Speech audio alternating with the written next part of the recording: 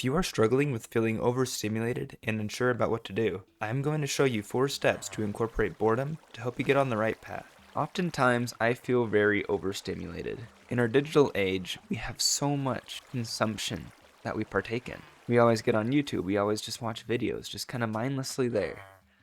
And a lot of the stuff is actually useful. We learn a lot of stuff on YouTube. I've learned so much stuff on YouTube, arguably more than I've learned in school. And overall, I think YouTube's a great thing. But there's this little icon on there. It's the YouTube Shorts icon.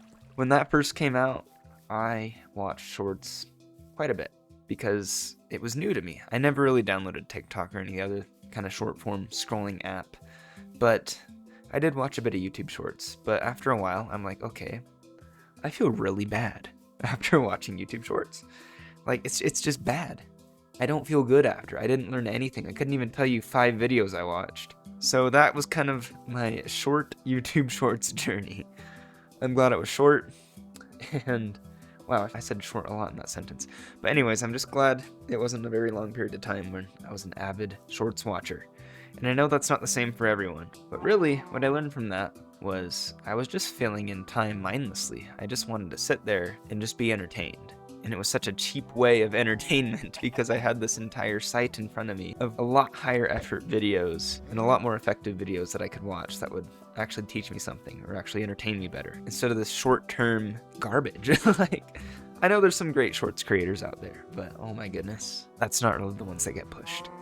But really, anytime I get on YouTube or I get on the internet, really, I'm just kind of wanting to fill time. Sometimes I'm researching, sometimes I just want to be entertained. But typically, I'm there to fill time. And that really made me realize that I'm kind of using the internet and YouTube to escape being bored. Like, I don't want to be bored anymore. Which on paper sounds perfectly fine. Like, why would you want to be bored? Being bored is boring. But then I just thought back to my childhood. I was bored all the time. I basically spent every day in like the summer just outside, just walking around, hanging out with neighborhood kids, just vibing. That's literally all I was doing. And we were just there riding our bikes, just doing random stuff to fill the time. I remember that we actually used to just chase this cat all day. And I feel so bad for that cat now. But we would just torment this cat, basically. Just run around, chase this cat, try to go find him. He'd hide in like this little playhouse, and we'd go in there and try to make the cat stay in the house. That way he couldn't escape. All sorts of fun. But we were bored. We actually connected with one another. And we actually made pretty good friendships through those situations of just being bored, just having the world at our disposal, just running around. And that's really powerful. It impacted me a lot as a kid. It's made me who I am today, I like to think. And I feel like ever since I've become this avid YouTube internet user, that I've slowed the progress of being myself, really. I've also used the internet for good. I've made so many friendships on the internet. So I have friends that used to live near me that now live in other countries, and I'm able to talk to them still because of the internet. It's just such a powerful thing, so I do enjoy the internet, but sometimes I think we need to take a break from it. So that goes right into boredom. So ever since we've been on the internet, I think we've been taught to kind of fear boredom. Like, hey, there's this shiny little pocket device in front of you called your phone, and this is the freedom to escape from boredom. That's how we can get away from boredom, by using our phone. So we're taught to fear boredom, but boredom's actually the doorway to growth. It actually is where ideas come from. It's where we think of a cool little song to make. We think of a cool thing to draw, a cool like sculpture to make. Just like any random thing, like any creative outlet, stems from being bored. Because when you remove like the distractions, like your phone, the internet, your computer, even for just a little bit, like even for 30 minutes, your brain finally just has the space to think about what it wants to do, thinks about its creativity, and it's really fulfilling to make something, be creative, rather than just consume. And I know that there's plenty of videos about this that are probably said a lot better than how I'm saying it, but it's genuinely this simple. You really just need to put away your phone for a little bit, just kind of sit there and think in a room for 20, 30 minutes, sometimes an hour. I'm pretty sure you'll have the time. If you have time to scroll, you have time to just kind of sit and think about just life for a little bit. Just kind of think about what you want to do. Think about anything creative. And it doesn't have to be like an interrogation. You don't have to interrogate yourself. Because I often feel like that's the fear of being bored. You don't want to just interrogate yourself and face the problems that you've been kind of pushing off. But it doesn't have to be that way. Like, sure, it's good to recognize the things that you're pushing off and actually pursue what you want to do. It's also good to just learn about something that you kind of forgot that you wanted to do. Like, I wanted to draw. I had the realization that I want to draw. Because I used to draw when I was a little kid, but I just stopped. And I picked it up again, and it's so fulfilling. My drawings aren't that great, but the only way to get better at it is to just keep doing it. It's just so nice just to sit there and create something. Make something out of that blank paper. It's so cool. So when you remove the distractions, your brain finally has space to think about what you want to do. So boredom is not the enemy. It's overstimulation. Overstimulation is what gets you.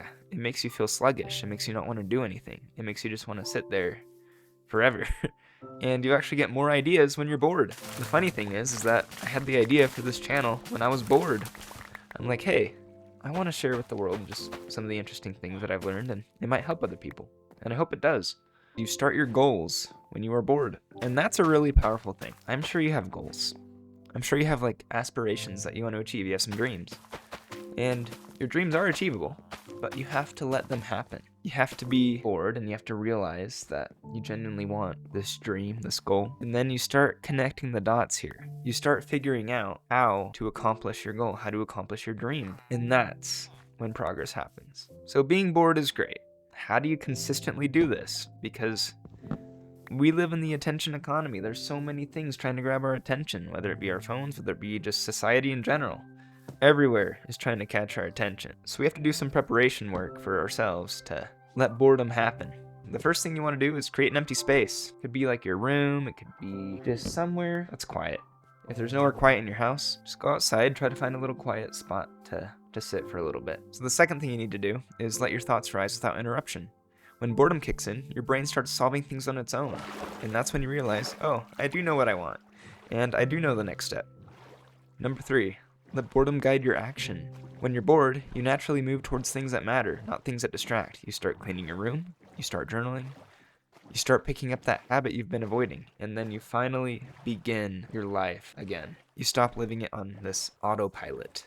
Number 4, repeat until boredom becomes a habit. The more often you create space, the easier it is to focus. The easier it is to stick to routines. The easier it is to build the life that you want. Like, this is big stuff here.